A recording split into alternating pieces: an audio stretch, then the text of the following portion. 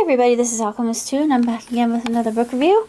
I just recently finished Tales of the Peculiar by Ransom Riggs, and I have to say he hit another one out of the park. Of course, you probably are very familiarized with the Peculiar series, which is Peculiar Children and Hollow City and Library of Souls. This actually is a precursor to the trilogy, and I'm hoping that they do the other two books as films, because Peculiar Children, like I said, was just tremendous. I really loved this particular book. I especially adored the tale of the Embrains, because it expresses the purpose of loops and how loops are made, and I love the foreword too. I'm going to go ahead and read the foreword. If you are of the peculiar persuasion, and you've read this far, I sincerely hope that you are. Then this is a book that likely needs no introduction. These tales were a formative and beloved part of your upbringing, and you came of age reading them and hearing them read aloud with such frequency that you can recite your favorites word for word.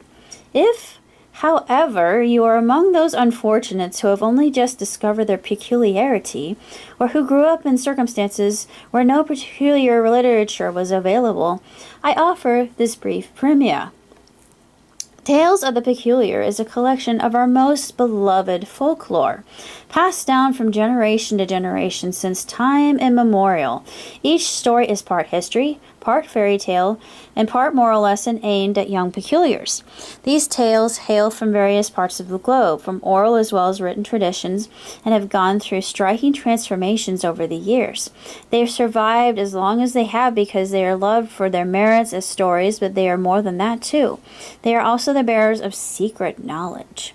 Encoded within their pages are the locations of hidden loops, the secret identities of certain important peculiars, and other information that could aid in a peculiar survival in this hostile world. I should know. Tales are the reason that I'm alive to write these words now. They preserved not only my life, but those of my friends and our beloved Embreen. I love the Embreens. I, Millard Nullings, am a living testament to the enduring usefulness of these stories, though they were written many years ago. That's why I devoted myself to their preservation and dissemination, and taken it upon myself and annotate this special edition of the tales. It is by no means exhaustive or complete. The edition I grew up reading was a famously unwieldy 3-volume set that weighed, collectively, more than my friend Bronwyn, but the stories contained here represent my favorites, and I have taken the liberty of annotating them with historical and contextual insights so that peculiars everywhere may benefit from my wisdom. It's also my hope that this edition, being more portable than the previous ones, will be an easy companion on your travels and adventures, and may prove itself as useful to you as it once did to me. So, please enjoy these tales. For a crackling fire on a chilly night, ideally a snoring grim bear at your feet. But remember, too, their sensitive nature. And if you must read them aloud, which I highly recommend, make certain that your audience is peculiar. Oh yes, I am very peculiar, my friend. I love the story of the splendid cannibals. I mean, look at this. The artwork is absolutely gorgeous. I mean, I adore that particular part of it. And of course, my favorite story, the first Embreen. And then you can see the phases of the moon. And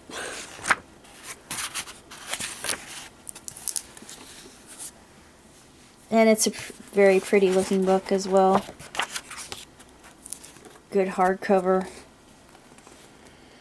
And of course, I'm going to read the back of it. Before Miss Peregrine gave them a home, the story of peculiars was written in the tales. Wealthy cannibals who dine on the discarded limbs of peculiars, a fork-tongued princess, the origins of the first Embreen. These are but a few, the of the truly brilliant and haunting stories and tales of the peculiar, known to hide information of the peculiar world.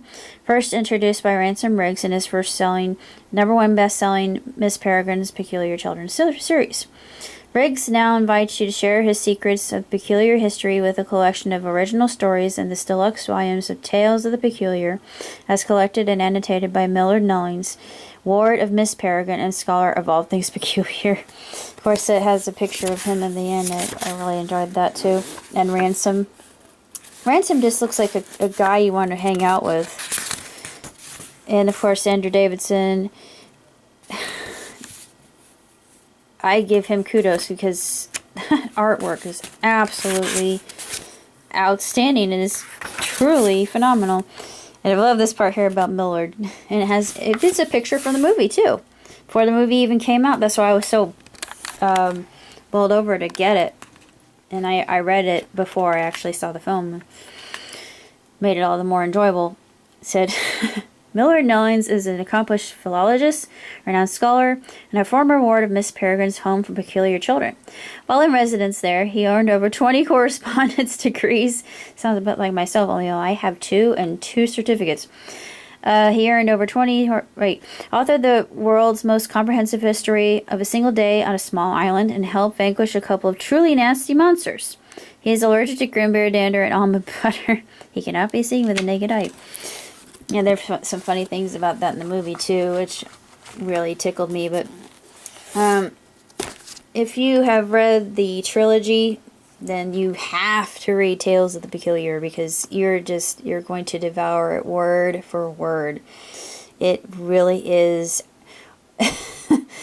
tremendous, and I can't go into how fantastic it really is. It truly is. It's, if you're a fan, then you can't afford to miss Tales of the Peculiar. And I'm hoping that they even do a movie. I don't know if they will.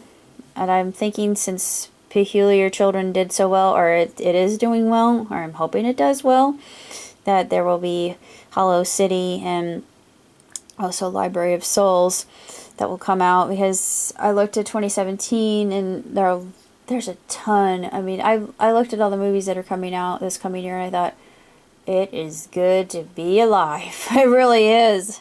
And it just gives me so much to look forward to.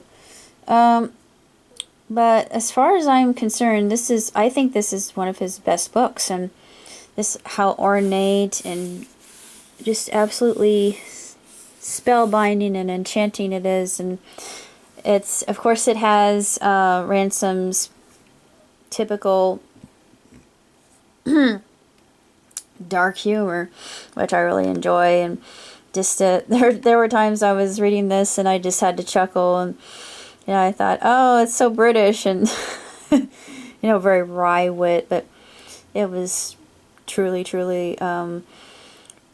just transfixing and an utter treat to read. So even though it's woefully short, though, all the other books I read are, well, I shouldn't say all the other books I read. A lot of the books I read are over 1,000 pages, so yeah, it is very light reading for me. But that's all I got to say about Tales of the Peculiar. So I shall see you next time. Live long, prosper. Ciao, tutti!